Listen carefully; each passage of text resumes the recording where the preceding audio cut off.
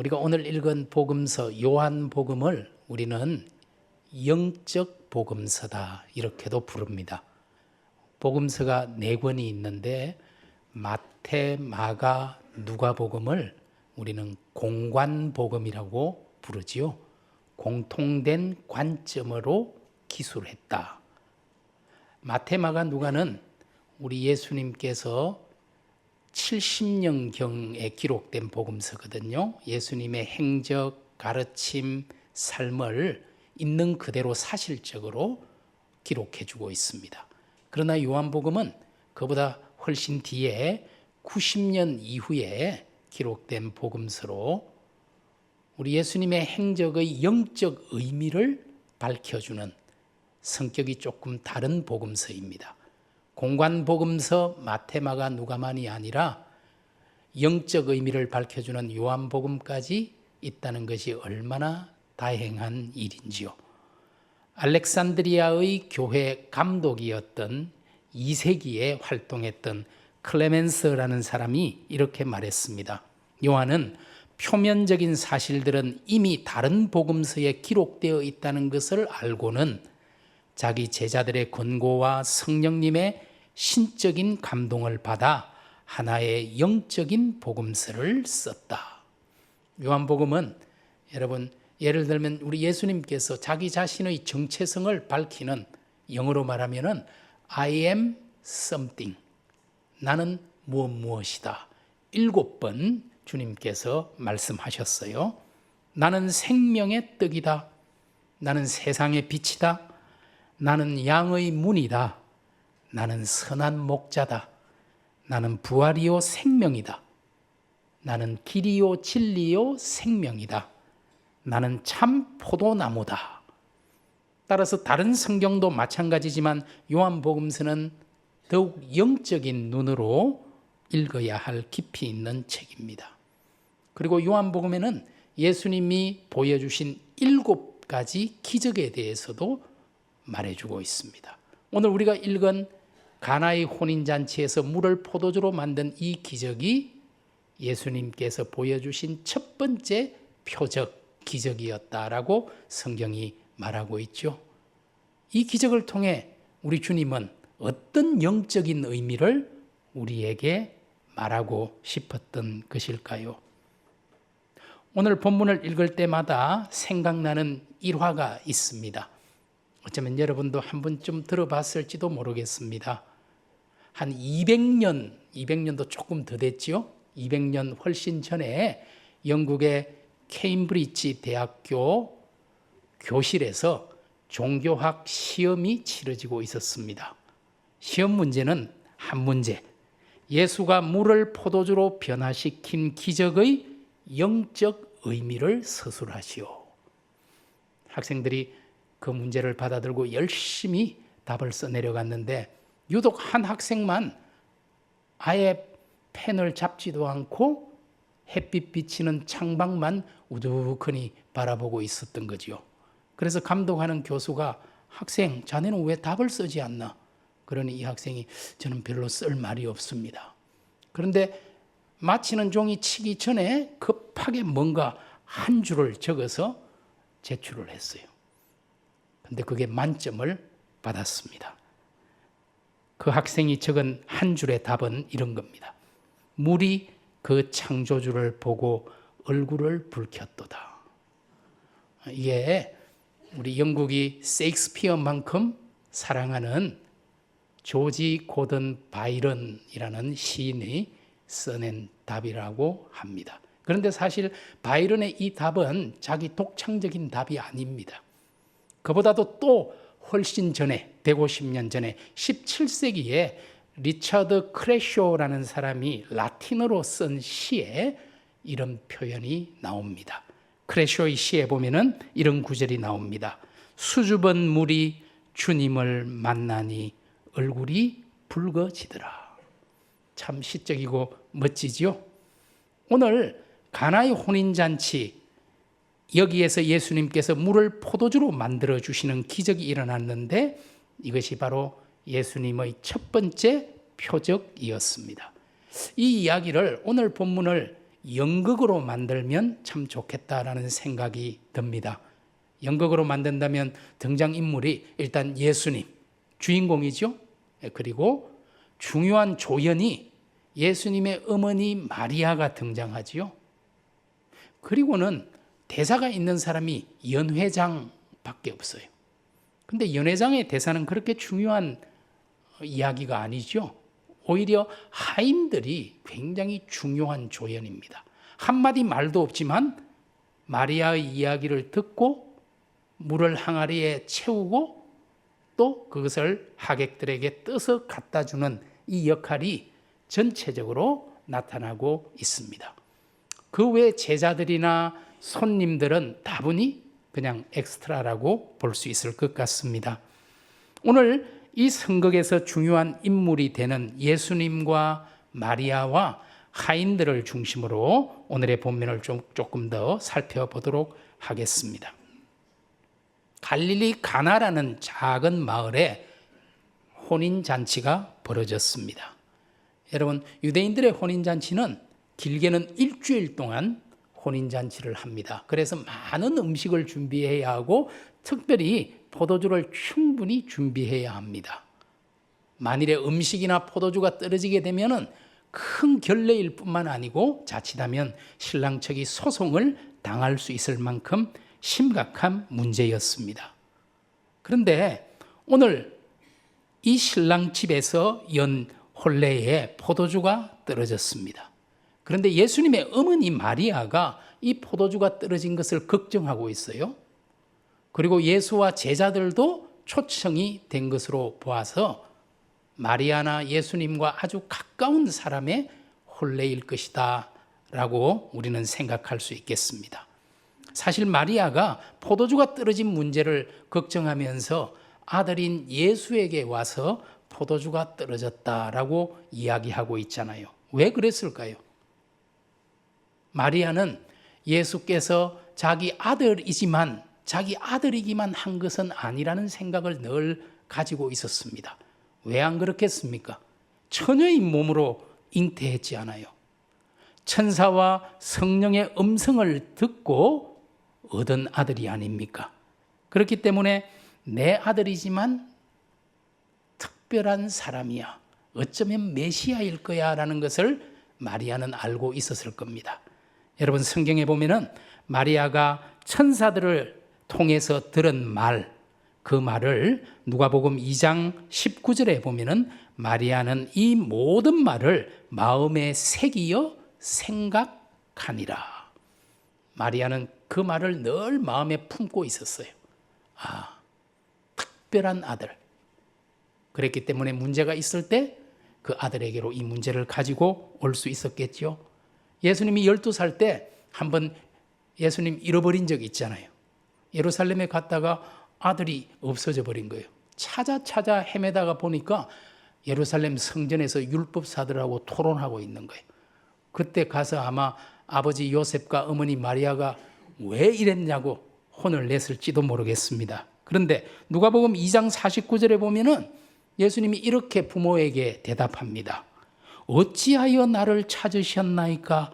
내가 내 아버지 집에 있어야 될 줄을 알지 못하였나이까?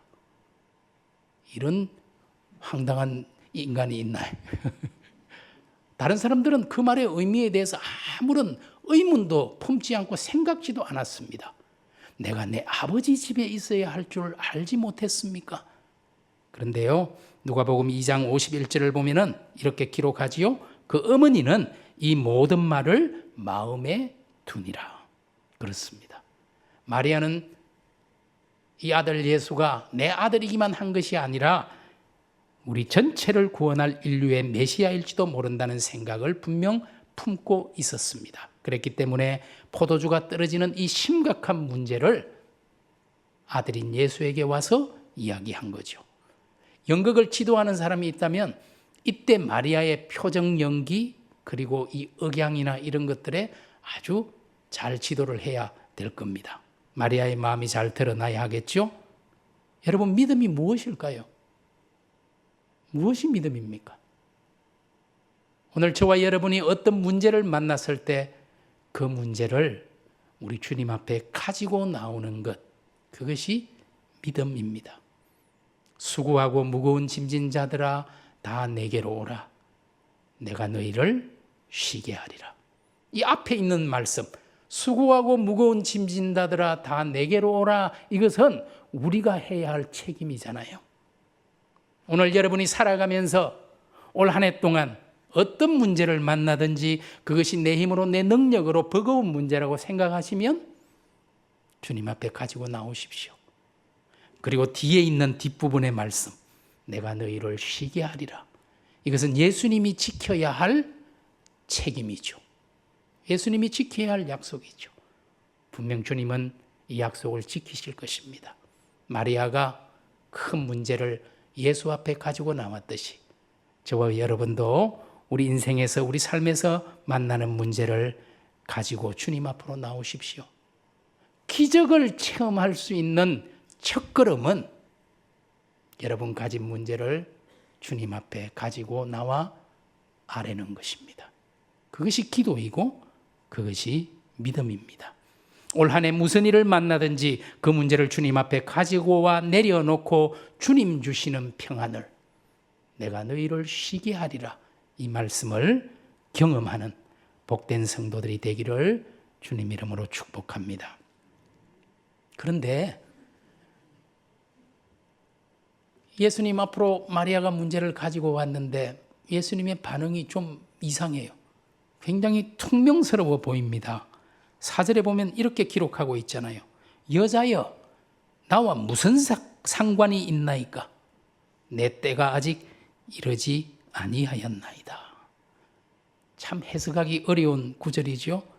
예수님이 어머니를 벌써 여자여라고 부르는 게 우리 정서상 영 불편하고 이런 놈이 있나 이런 생각이 들잖아요. 하지만 그것은 한글 번역상의 문제일 겁니다. 사실 이 여자여라는 단어, 헬라어로 귀나이라는 단어인데요. 이 단어는 아주 지체 높은 귀부인을 높여서 부를 때 사용하는 그런 단어가 귀나이라는 단어입니다.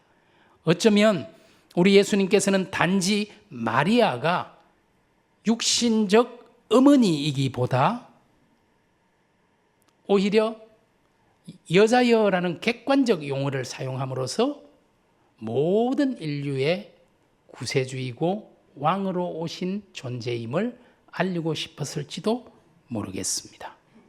이 사도 요한은 자기 복음서에서 한 번 더 이 단어를 씁니다. 19장 26절에 보면 우리 예수님이 십자가에 달리셨을 때 십자가 앞에 있는 마리아를 보시고 여자여 보소서 아들이니이다. 그리고 옆에 있던 제자 요한을 보면서 보라 내 어머니다 말합니다. 이제는 마리아가 요한의 어머니라는 말입니다. 육신적인 혈연 관계가 아니라 영적 관계가 더 중요한 것을 말하고 있는 것이죠. 실제로 사도 요한은 예수님이 십자가에 달려 돌아가신 후에 어머니 마리아를 끝까지 모시고 살았습니다. 여러분, 요한이 에베소에서 목회를 했거든요. 그래서 여러분들 성지순례를 혹시 에베소에 가시면 에베소에 마리아의 집이라는 집이 있을 겁니다. 요한의 무덤도 그곳에 있는 것을 볼 수 있을 거예요. 오늘 우리 예수님께서 마리아를 향해서 왠지 좀 총명스럽게 이야기한 것 같은데, 그래도 예수님의 이런 태도에도 불구하고 마리아는 하인들에게 분명하게 말합니다. 5절에 있는 말씀, 너희에게 무슨 말씀을 하시든지 그대로 하라. 절대 순종하라는 이야기입니다. 무슨 말씀을 하시든지 그대로 하라. 여러분, 여기 있는 하인들을 보십시오. 예수님께서 항아리에 물을 채우라 했을 때 어떻게 했습니까? 하인들은 아무 말도 없죠. 물을 채우되 아귀까지 끝까지 꾹꾹 눌러서 채웠습니다. 그리고 주님이 떠서 갖다 주라 했을 때 하인들이 어떻게 했습니까? 이런 말도 안 되는 일을 우리가 어떻게 합니까? 물을 갖다 주면 어떻게 합니까? 포도주를 찾는 사람들에게 항의했습니까? 아니요. 성경의 8절에 보니까 갖다 주었다라고 기록하고 있어요. 하인들은 아무런 말이 없습니다. 무슨 말씀을 하시든지 그대로 하라. 그 말씀 그대로 하인들은 물을 채우고 떠서 갖다 주었습니다. 순종이야말로 기적을 만드는 마지막 단추입니다.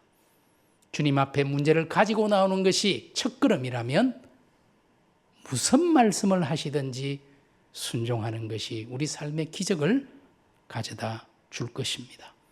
주님이 주신 이 말씀, 올 한 해 동안 저와 여러분의 마음에 새기고 입술에 담고 살아가기를 원합니다. 무슨 말씀을 하시든지 그대로 하라.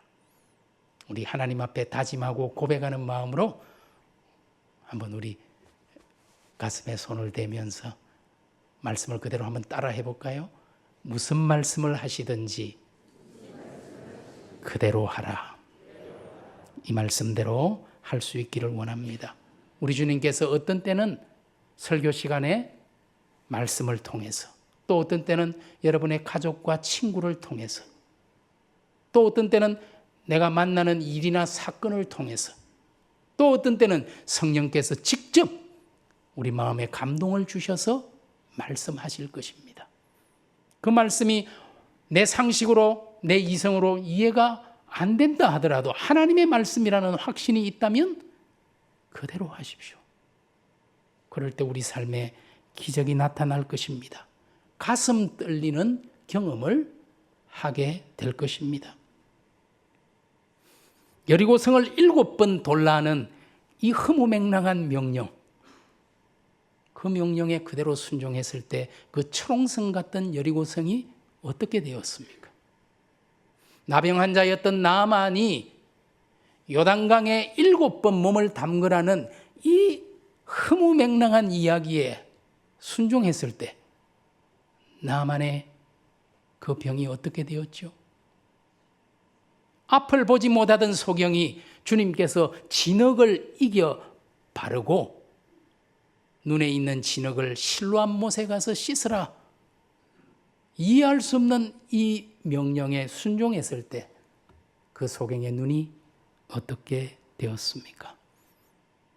믿음은 상식으로 받아들일 수 없는 것까지라도 하나님이 말씀하시면 순종하는 힘입니다. 우리의 상식과 지식과 생각까지라도 하나님 말씀에 복종시키시기를 원합니다. 제가 정말 좋아하는 말씀 중에 고린도후서 10장 4절과 5절의 말씀, 세번역으로 제가 한번 읽어보겠습니다. 우리는 궤변을 무찌르고 하나님을 아는 지식을 가로막는 모든 교만을 쳐부수고 모든 생각을 사로잡아서 그리스도께 복종시킵니다. 그렇습니다. 우리의 모든 생각까지라도 사로잡아서 그리스도에게, 하나님 앞에 복종시킬 수 있는 저와 여러분이 되기를 원합니다. 이럴 때 우리는 기적을 체험하게 될 것입니다. 그 기적은 참으로 감출 수 없는 기쁨을, 우리 가슴에 터져나오는 기쁨을 우리 마음에 줄 것입니다. 성도 여러분, 오늘 본문에 나오는 인물들 중에 누가 가장 이런 큰 기쁨을 누렸을까요? 신랑일까요? 연회장일까요? 손님들일까요? 제자들일까요? 저는 하인들이라고 믿습니다. 다른 모든 사람은 이 기적의 비밀을 알지 못했지만 하인들은 알았습니다. 오늘 말씀에 하인들은 알더라, 그렇게 말하고 있잖아요. 오늘 하인들은 이 기적이 어떻게 일어난 것인지를 알았습니다. 연회장은 물로 된 포도주를 맛보고도 어디서 났는지 알지 못하되 물떠온 하인들은 알더라. 오늘 성경이 이렇게 우리에게 말해주고 있습니다. 철저히 순종했던 사람, 너희에게 무슨 말씀을 하시든지 그대로 하라, 이 말씀을 따랐던 하인들은 억누를 수 없는 비밀스러운 기쁨을 체험하게 된 것입니다. 여러분 찬송가 442장 저 장미꽃 위에 있을이라는 그런 찬양인데요. 후렴 부분에 보면은 이런 가사가 나와요. 오늘 제가 새해 첫 설교니까 제가 한번 불러드릴게요. 주님 나와 동행을 하면서 나를 친구 삼으셨네. 이제 같이 해주셔야 돼요. 우리 서로 받은 그 기쁨은 알 사람이 없도다. 감사합니다. 같이 해주셔서. 우리 서로 받은 그 기쁨은 알 사람이 없도다. 오늘 저와 여러분이 우리의 문제를 주님 앞에 가지고 나와서 주님 무슨 말씀을 하시든 순종했을 때 경험했던 주님과 나만이 알고 있는, 아무도 알지 못하지만 내가 알고 있는 그 기쁨은 억누를 수 없는 기쁨이죠. 다른 사람은 알 수 없는 기쁨. 이런 기쁨들을 올 한 해 동안 계속 누리고 경험할 수 있기를 소원합니다.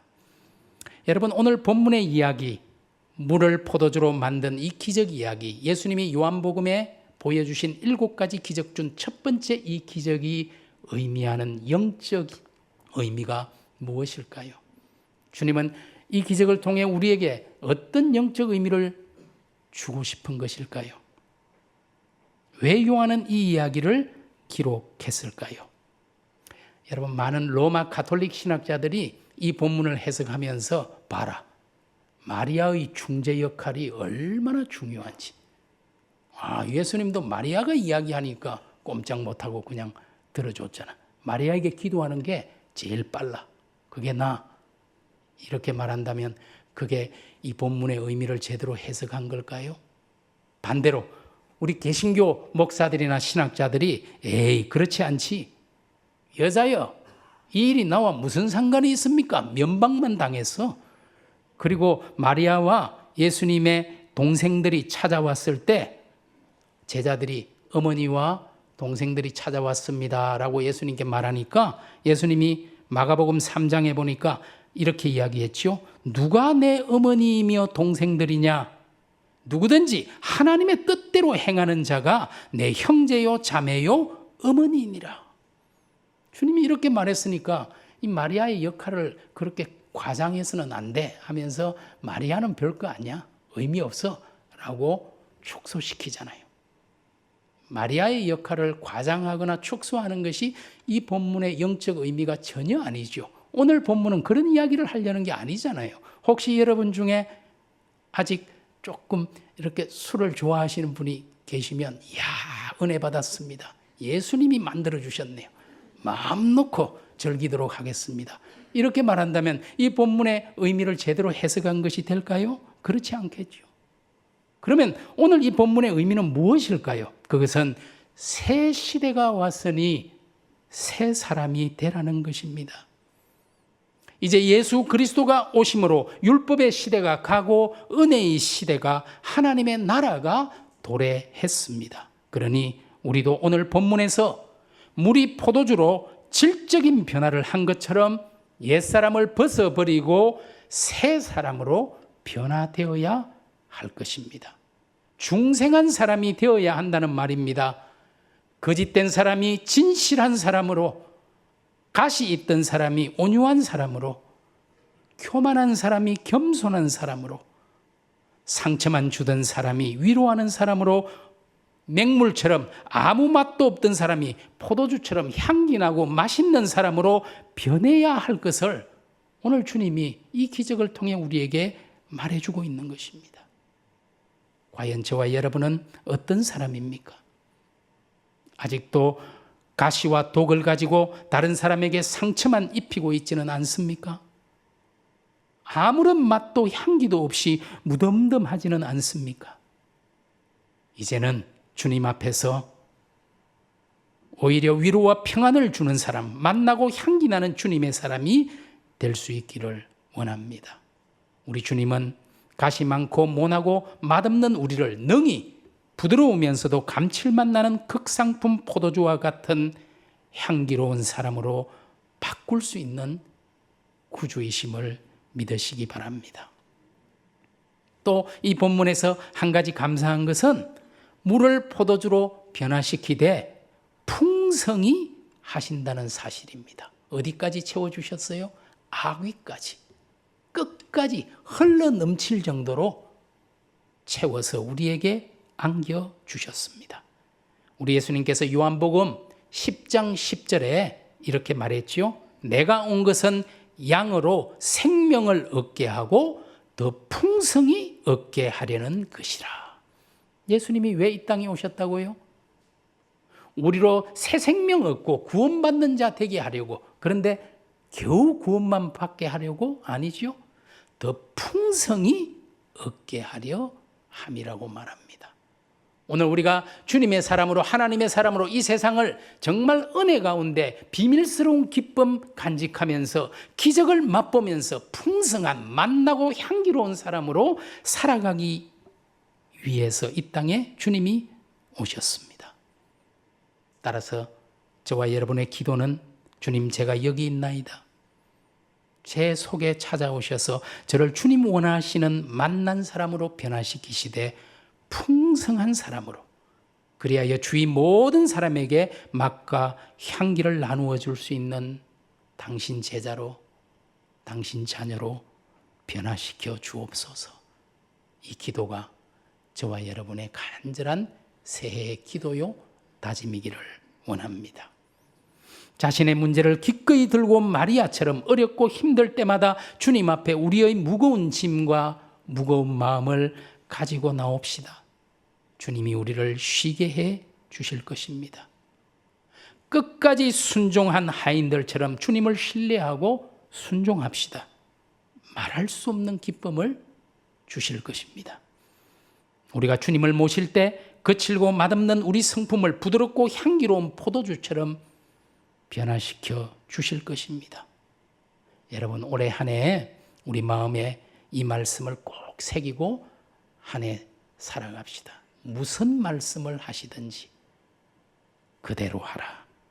그러므로서 놀라운 기적이 저와 여러분의 생활에서, 또 우리 기쁜 소식 교회 안에서 날마다 일어나는 그런 귀한 경험, 떨리는 경험 계속해서 이어지기를 우리 주님의 이름으로 축복합니다. 기도하겠습니다.